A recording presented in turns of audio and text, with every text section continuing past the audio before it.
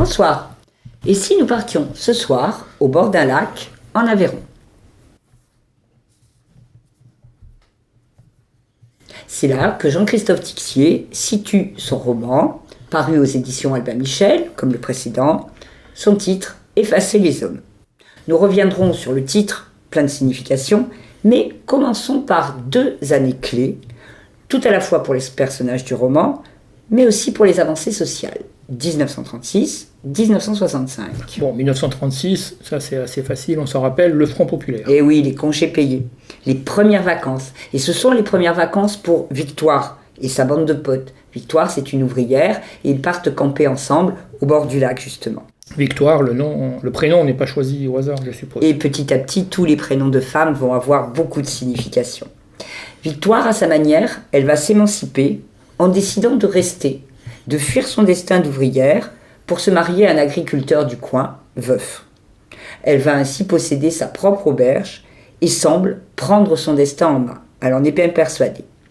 On la retrouve donc 30 ans plus tard, ou presque, en août 1965. C'est donc la deuxième date, mais là par contre on voit moins les avancées sociales, on s'en rappelle pas en tous les cas de 1965. Et oui, c'est une date qui semble moins importante, mais pour moi elle est tout aussi fondamentale, parce que c'est à partir de ce moment-là que les femmes ont enfin eu le droit d'ouvrir un compte en banque, de signer un contrat de travail, sans être obligées d'avoir l'accord et la signature, soit de leur mari, soit de leur père. C'est une grande avancée sociale. Et donc en août 65, on retrouve Victoire, elle est en fin de vie, on sent bien qu'elle va mourir, et l'on découvre Ève, sa nièce, une jeune femme, elle donc au début de sa vie. Autant Victoire a choisi ce coin de terre très dur pour y forger son destin, autant Ève ne rêve que d'une chose, c'est de s'en aller très loin. Et pendant ce temps-là, le lac, doucement, se vide. Et oui, c'est le fil conducteur.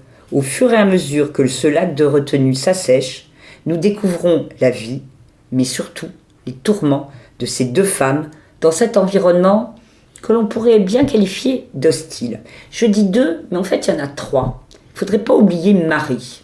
Marie, c'est la belle-sœur de Victoire.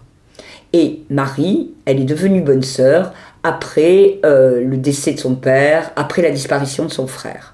Là, elle revient parce qu'elle pense à l'héritage, Victoire étant en fin de vie. C'est une espèce de charognarde qui plane au-dessus de ses proies. Mais elle est tout aussi tourmentée qu'Ève et Victoire.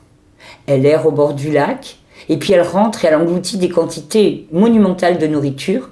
En gros, son mal-être se traduit par une boulimie. Donc dans ce roman, ni crime, ni mystère, ni enquête de police.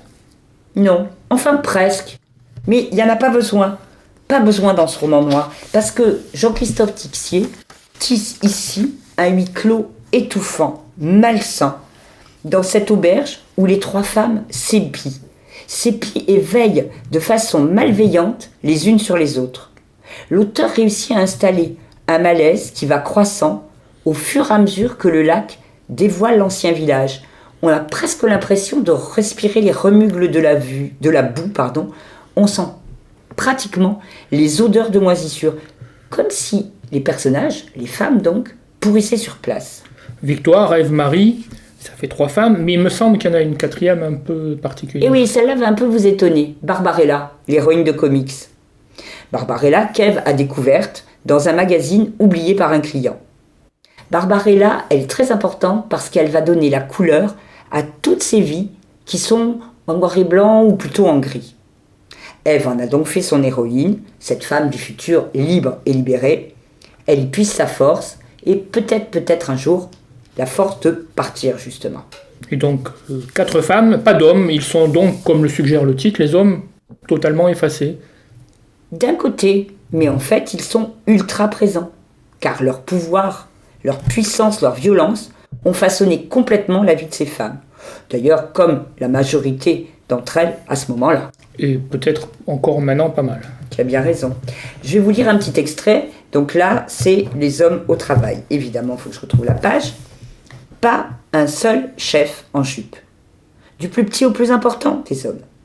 Pour leur dire ce qu'elles devaient faire, des hommes. Pour décider comment elles devaient le faire, des hommes. pour imposer les cadences et surveiller le rythme, à grand renfort d'ordre, de règlements sévères et stricts, des hommes. Au nom du rendement et des profits de leur chef. Le geste, le rendement, le profit. Des mots certainement inventés par des hommes, pour les hommes. Des mots en lieu et place de leur sexe. Toujours raides, toujours conquérants, pour pénétrer la vie de toutes ces femmes. Donc vous voyez qu'ils sont quand même bien présents. Et puis, il ne faudrait pas oublier le frère d'Ève, un homme un peu simplet, un jeune homme un peu simplet, et c'est ce qui retient les deux femmes. C'est ce qui retient Victoire à la vie, qui l'empêche de mourir, et c'est ce qui retient aussi Ève de ne pas partir. Voilà. Donc, les hommes sont quand même omniprésents tout au long du roman. Pour terminer, je dirais que c'est juste un roman magnifique. Parce que Jean-Christophe Tixier, il a réussi à trouver le ton juste pour décrire avec pudeur et délicatesse les douleurs et les tourments, mais aussi les rêves et les fantasmes de Ève, Marie, Victoire. 3 portraits de femmes que l'on n'est pas prêt d'oublier. Et puis, il y a ces phrases, ces morceaux qui parlent de la violence incroyable du pouvoir testostéroné vis-à-vis des femmes. Moi, en tout cas, ce sont des parties du roman qui m'ont particulièrement touchée. Et j'ai presque envie de vous dire, malgré toutes les autres qualités, rien que pour ça, il faut acheter et lire ce roman. Merci, bonsoir. Bonsoir, à la semaine prochaine.